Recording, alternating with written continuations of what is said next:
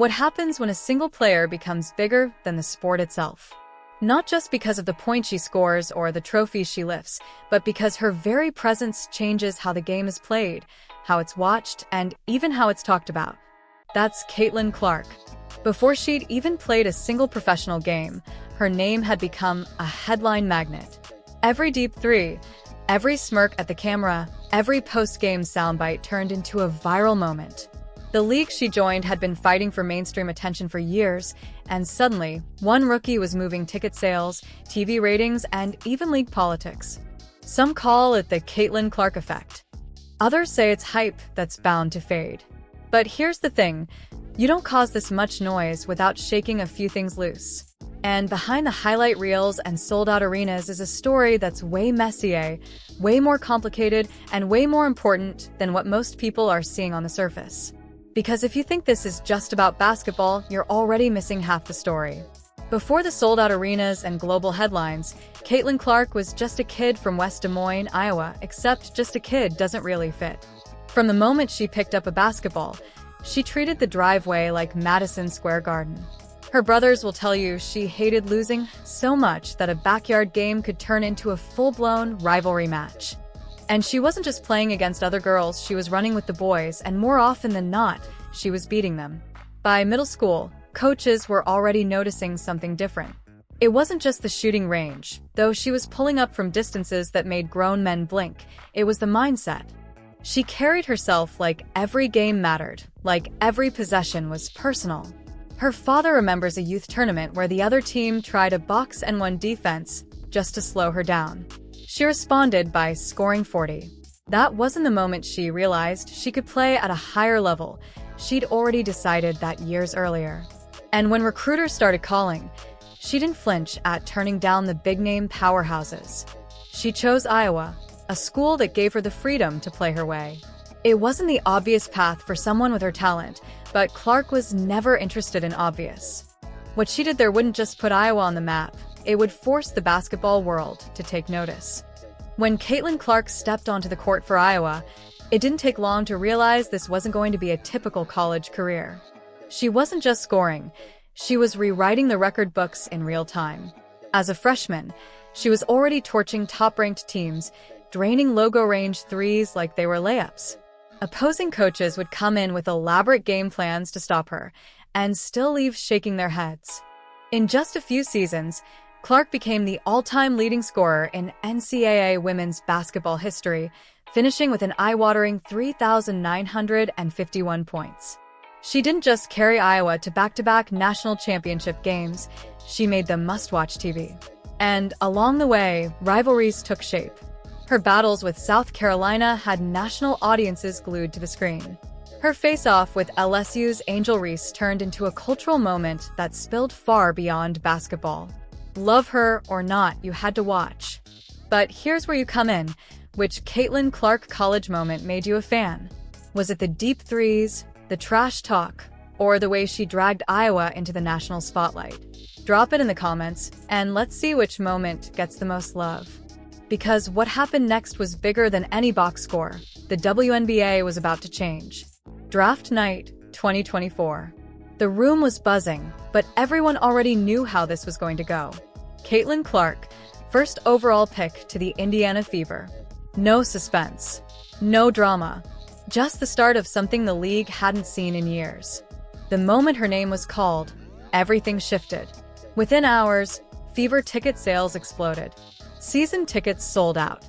Road games in other cities? Suddenly packed with fans wearing black and gold Iowa shirts or brand new Fever jerseys, with Clark stitched across the back. The WNBA had stars before, but Clark brought something different. A built-in audience that didn't just watch her games, they followed her every move. Social media clips of her logo threes were racking up millions of views in hours, not days. Other players noticed too. Some welcomed her with open arms, praising her talent and work ethic. Others were less warm. There were quiet comments about earning respect and rookie dues, reminders that the WNBA is a veterans league. But if anyone thought the pressure or the attention would slow her down, they were about to be very disappointed. Because Caitlin Clark wasn't coming to blend in, she was coming to take over. The first time Caitlin Clark touched the ball in a WNBA game, you could feel the crowd leaning forward. They weren't waiting for a simple layup, they were waiting for a show. It didn't take long. Deep threes from way beyond the arc, threading passes through impossible gaps, pushing the pace like she'd been in the league for years. Opponents who thought they could rattle the rookie were suddenly the ones scrambling to adjust. Within weeks, she was breaking records that had stood for decades. Fastest rookie to hit 50 made threes. First rookie in league history to post multiple double-digit assist games in her first month. And the attention? Even bigger than the numbers. TV ratings for Fever games jumped double digits. Arenas were selling out, not just in Indiana, but everywhere she played. It wasn't just fans talking. Commentators started using phrases like must-watch and league-changing when her name came up. And yet, she didn't look like she was chasing headlines. She was just playing her game. But the WNBA is a long season, and momentum doesn't always last. For every highlight reel three, there's a defender waiting to test you. For every win, there's a road trip where shots stop falling and fatigue creeps in. And for Caitlin Clark, the first big test was about to hit a lot harder than anyone expected. The first half of Caitlin Clark's rookie season felt unstoppable. Every game brought a new viral clip, a new record, a new reason for fans to believe she might just rewrite the league from the inside out.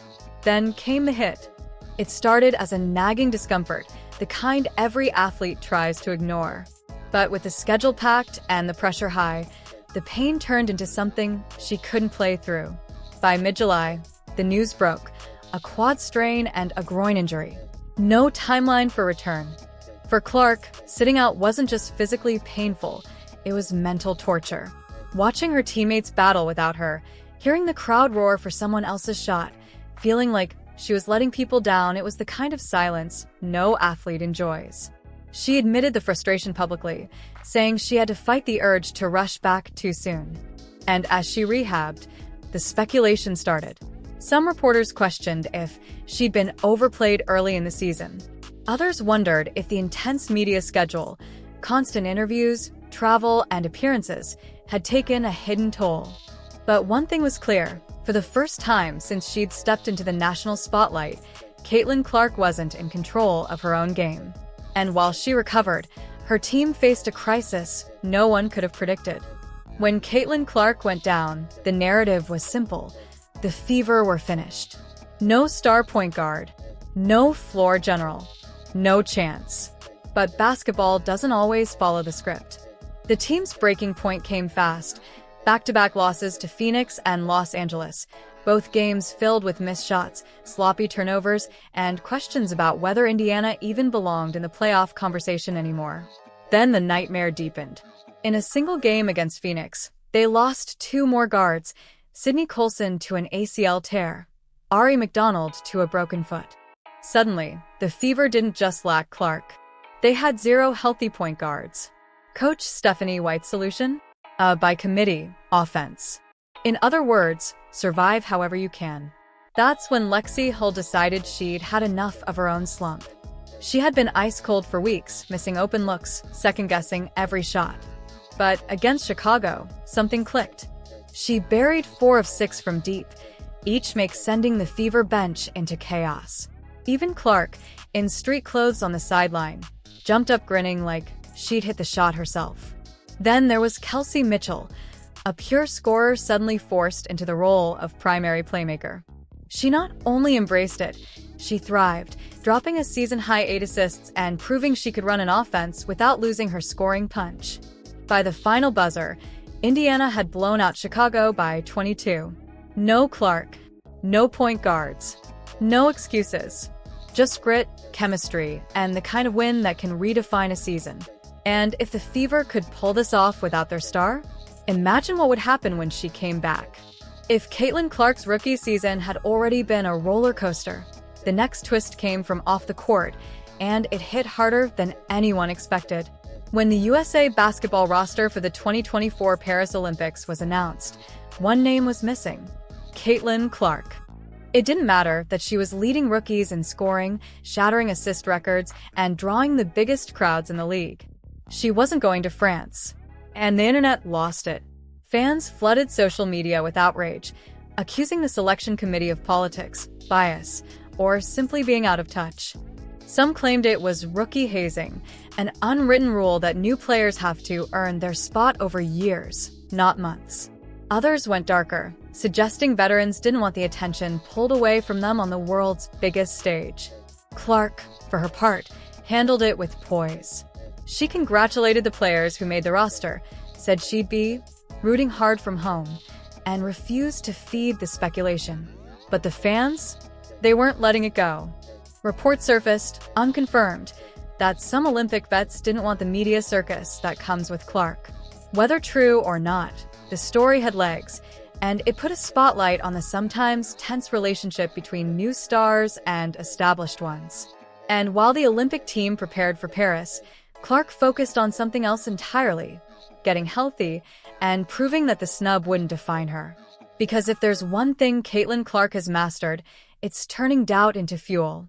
The Olympic snub wasn't the only drama swirling around Caitlin Clark's name. The media, and sometimes the players themselves, had already planted the seeds of rivalries that fans couldn't stop talking about. The most obvious? Angel Reese. It started back in the NCAA tournament, when LSU's trash talk and Reese's now famous "you can't see me" gesture lit up the internet. By the time both players hit the WNBA, every game between their teams felt like it was built for prime time. Clips of hard fouls, intense stare-downs, and sideline reactions only fed the fire. But here's the truth: Clark herself has repeatedly denied any bad blood. In interviews, she's praised Reese's competitiveness and said she loves going up against her. It's good for the game, she's reminded reporters. And yet, the highlight reels tell their own story. Then there's the physical play from veterans across the league. From shoulder checks to extra hard screens, it's clear some opponents are testing her toughness. Former players have defended the physicality, calling it a welcome to the WNBA. Others have called it targeted and unnecessary. Legends like Nancy Lieberman have publicly defended Clark, saying she's being treated differently because of her spotlight. And whether that's true or not, the fact remains: her presence is changing how teams approach the game. Rivalries, real or imagined, make basketball better. They give fans a reason to watch beyond the score. And with Clark, those rivalries aren't going away anytime soon. Because for every player lining up to challenge her, there's a sold-out crowd ready to see if she'll answer back. While rivals try to test her on the court, Caitlin Clark was building something no defender could touch: a brand. Before her rookie season even tipped off, she signed a multi-year deal with Nike, complete with plans for her own signature shoe. That's not just rare for WNBA players, it's almost unheard of for a rookie. Then came Wilson, producing custom Caitlin Clark basketballs that sold out faster than restocks could hit the shelves. But it wasn't just sports merch. She became a magnet for sponsorships, from Gatorade to State Farm, putting her face in commercials airing during NBA games, NFL broadcasts, and even the Super Bowl. And then there was the Netflix announcement: a full-length documentary titled Breaking Boundaries, set to pull back the curtain on her life, her game, and the firestorm of attention around her. Add in a guest spot on David Letterman's new series, and suddenly Clark wasn't just a basketball name, she was pop culture. Even casual fans who couldn't name another WNBA player knew exactly who Caitlin Clark was. Her highlights were showing up on TikTok For You pages, sports talk shows, and celebrity Instagram stories. She was becoming the face of the league, whether the league was ready for it or not. Because, while points win games, influence changes everything. They call it the Caitlin Clark effect, and you don't need a stat sheet to see it. Before she arrived, the Indiana Fever hadn't sold out a home game in years. Now, every seat is filled. And not just in Indiana.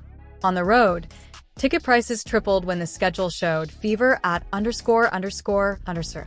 Cities that had never hosted a WNBA sellout were suddenly turning fans away at the door. TV ratings told the same story. National broadcasts featuring Clark drew audiences that rivaled playoff games, and clips of her logo threes were doing millions of views on TikTok before the post-game interviews even aired. But it wasn't just numbers. Veteran players started talking about how teams were adjusting their defensive schemes just to deal with her shooting range. Coaches admitted she forced them to rethink spacing and pace. And younger players? They were trying her moves in high school gyms across the country. It's the kind of impact that doesn't just boost a team, it shifts the entire sport. And it's happening in real time. Still, influence comes with a price. More eyes mean more pressure, more criticism, and more people waiting for you to fail. And for Caitlin Clark, the biggest question was no longer if she'd keep changing the game, but how far she could take it.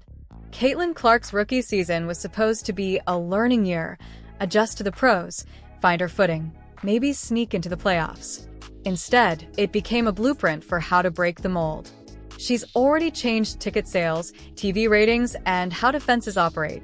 She's been snubbed, cheered, targeted, and celebrated, all before finishing her first full season. And with her injuries behind her, the Fever's full-strength lineup could look like one of the most dangerous in the league come playoff time. But Clark's goals stretch beyond banners and trophies. She's spoken about wanting to inspire the next generation, especially young girls who don't see many athletes like them on the biggest stages. That's why every autograph session, every post-game photo, every kid she takes a second to talk to, it's all part of the bigger picture. The real question now isn't whether she can handle the spotlight. It's how much bigger that spotlight is going to get. Will she lead the Fever to their first championship since Tamika Catchings? Will she push the WNBA into a new era of popularity?